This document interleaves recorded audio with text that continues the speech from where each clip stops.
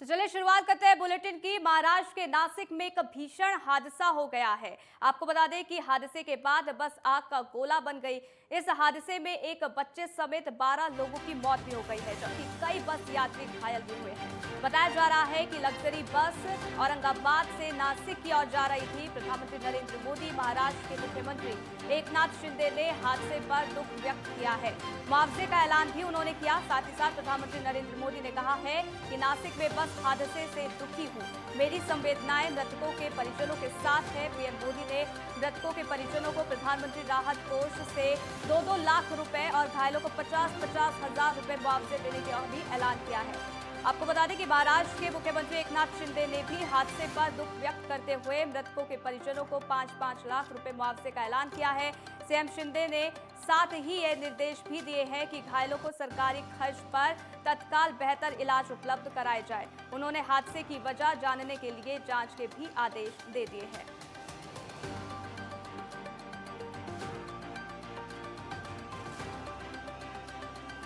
तो देखिए, अमित शाह ने भी ट्वीट किया है और उसकी जानकारी दिया। साथ ही साथ देखिए, उन्होंने संवेदनाएं अपनी व्यक्त की है। प्रधानमंत्री नरेंद्र मोदी का भी ट्वीट आप देख रहे हैं। तो ये दर्दनाक हादसा हुआ है नासिक में, बस हादसे से दुखी हूं, प्रधानमंत्री नरेंद्र मोदी ने कहा। इसके साथ ही उन्होंने कहा कि मेरी संवेदनाएं मृतकों के परिजनों के साथ है। प्रधानमंत्री राहत कोष से मदद का भी ऐलान किया गया है। मृतकों के परिजनों को 2-2 लाख रुपए भी दिए गए हैं।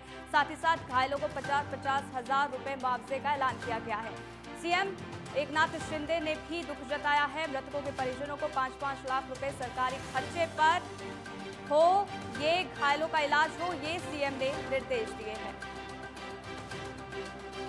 हे आज सकाळी 5:15 वाजता मिरची हॉटेलचं जंक्शन आहे, या जंक्शनवरती अपघात झालेला आहे. यवतमाळवरून चिंतामणी ट्रॅव्हलची बस होती. ती बस काल 3:30 वाजता निघाली. बसमध्ये 30 प्रवासी होते. त्या प्रवाशांना घेऊन ही बस मुंबईकडे चालली होती. तर रात्री म्हणजे पहाटे 5:15 वाजता ही बस या जंक्शनला आली. त्यावेळेला ट्रक जो आहे तो धुळ्याकडून औरंगाबादकडे या रस्त्याने चालला होता. म्हणजे तर त्या ट्रकचा आणि बसचा अपघात झाला आणि तिथे त्यावेळी भौतिक स्फोट झालेला दिसतो अपघातामध्ये. आणि त्याच्यामुळं गाडीमधले जवळजवळ 11 इसम आहेत. तो वहीं वाशिम जिले के 6 पंचायत समिति सभापति का आरक्षण जिलाधिकारी षणमुगराजन एस जाहिर ने किया है। आपको बता दें कि इस आरक्षण में 50-50 के फॉर्मूला के तहत 3 पंचायत समिति पर महिला और 3 पुरुषों को स्थान दिया गया है।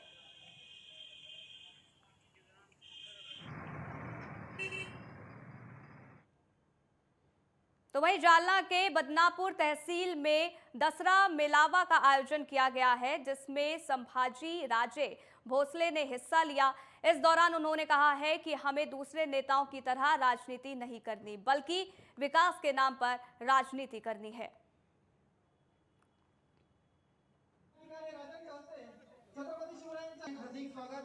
त्यांना विनंती करतो की मंचावर यावं. दादा खडके.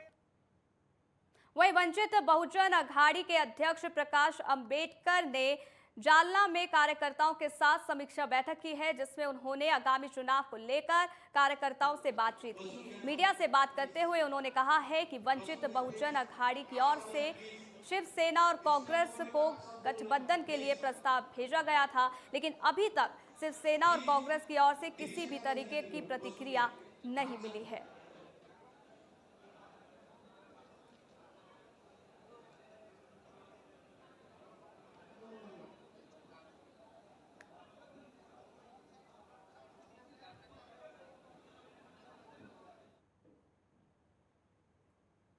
तो वहीं देखिए, जालना का ये पूरा मामला आपको बता रहे हैं, जहाँ कार्यकर्ताओं के साथ समीक्षा बैठक की गई है। जालना पहुंचे थे प्रकाश अंबेडकर। इस दौरान उन्होंने कार्यकर्ताओं के साथ बैठक की, तमाम विषयों पर चर्चा इस दौरान की गई। तो नासिक के जिला अस्पताल में दूसरी मंजिल पर सर्जरी के बाद मरीजों को रखा जाता है, लेकिन इस वार्ड की छत पर अक्सर पानी भरा रहता है। इसी के चलते छत की पीओपी की एक परत भी गिर गई है। हालांकि ये परत किसी मरीज के ऊपर नहीं गिरी, जिससे कोई बड़ा हादसा होने से बच गया, लेकिन ये कोई पहली बार नहीं है जब इस तरह का हादसा हुआ है। जिला अस्पताल में इस तरह की गंभीर घटनाएं आए दिन होती रहती है।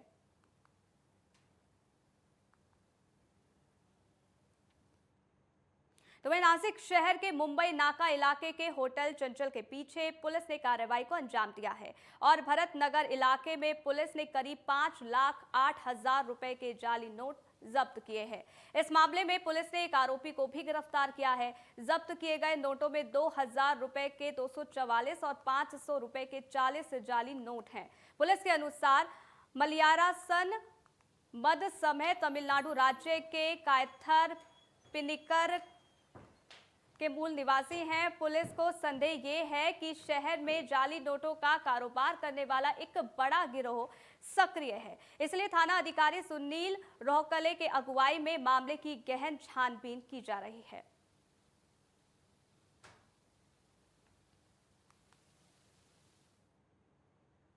तो वही महाराष्ट्र के जलगांव में बालाजी रथोत्सव 2 साल बाद धूमधाम के साथ मनाया गया है। आपको बता दें कि बालाजी के दर्शन के लिए भक्तों की भीड़ उमड़ी हुई थी। आपको बता दें कि हर साल एकादशी के दिन बालाजी रथोत्सव निकाला जाता है और इस उत्सव में ग्रामीण भाग से भाविक बड़ी संख्या में यहां लोग पहुंचते हैं।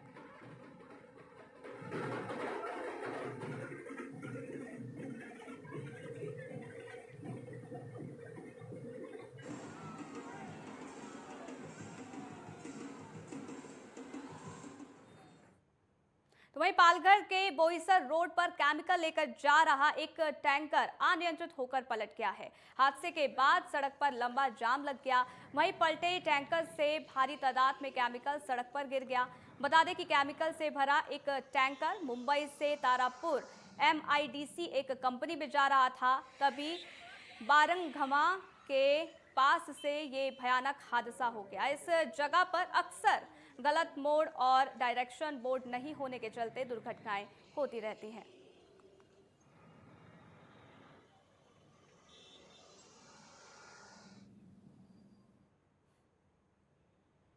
तो रायगढ़ में पुलिस ने गर्भपात मामले में कार्रवाई की है। मामले में पुलिस इंस्पेक्टर मारुति अंधले ने डॉक्टर और उसकी पत्नी दोनों को गिरफ्तार किया है। महाड़ औद्योगिक पुलिस द्वारा आगे की जांच की जा रही है। गिरफ्तार डॉक्टर महाड़ तालुका के बिड़वाड़ी गांव में एक क्लिनिक चला रहा था, जिसके बाद ये कार्रवाई की गई।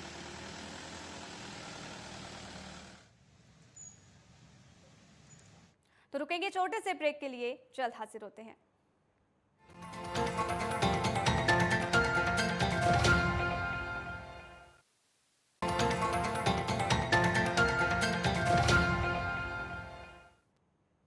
तो ब्रेक के बाद आपका स्वागत है। अब बात महाराष्ट्र के अकोला की करेंगे, जहां उप मुख्यमंत्री देवेंद्र फडणवीस ने अधिकारियों की बैठक ली है, जिसमें उन्होंने जिले को विकसित करने के लिए कई प्रलंबित योजनाओं को पूर्ण कराने के लिए चर्चा की और निर्देश भी दिए। जिला परिषद स्कूलों की मरम्मत करने, किसानों की समस्याओं का समाधान, साथ ही साथ ग्रामीण सड़कों को दुरुस्त करने जैसे कई मुद्दों के बारे में उन्होंने जानकारी दी।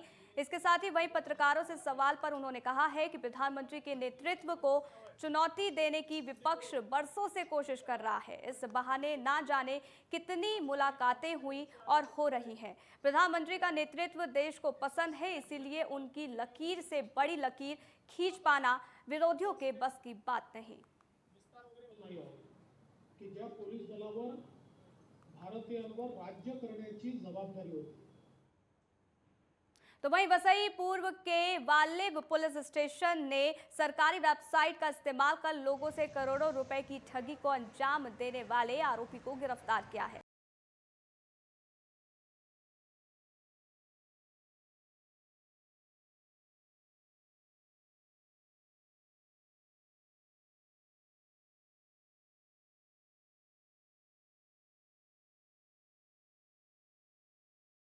नामक व्यक्ति ने कंप्लेंट फाइल की है उसने कंप्लेंट में कहा गया है कि महा ई सेवा केंद्र का लाइसेंस देता हूँ ये नाम पे 1,31,00,000 की उसकी जो चीटिंग हुई है वो शुभम वर्मा और दूसरा एक आरोपी जतिन पवार इन लोगों ने की है।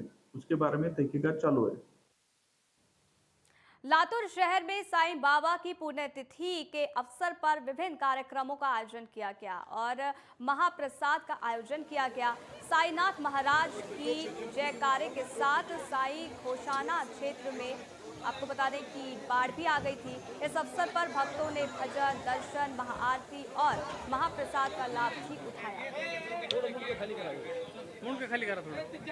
तो आपको बता दें कि लातूर जहां साईं बाबा की पुण्यतिथि पर एक कार्यक्रम का आयोजन किया गया, जहां भारी संख्या में लोगों ने हिस्सा लिया। इस दौरान लोगों ने आरती की, साईं बाबा के भजन गाए और देखिए सभी लोग साईं बाबा के गूंज के साथ साईं बाबा की भक्ति में लीन नजर आए। वो तस्वीरें भी हम आपको लगातार दिखा रहे हैं।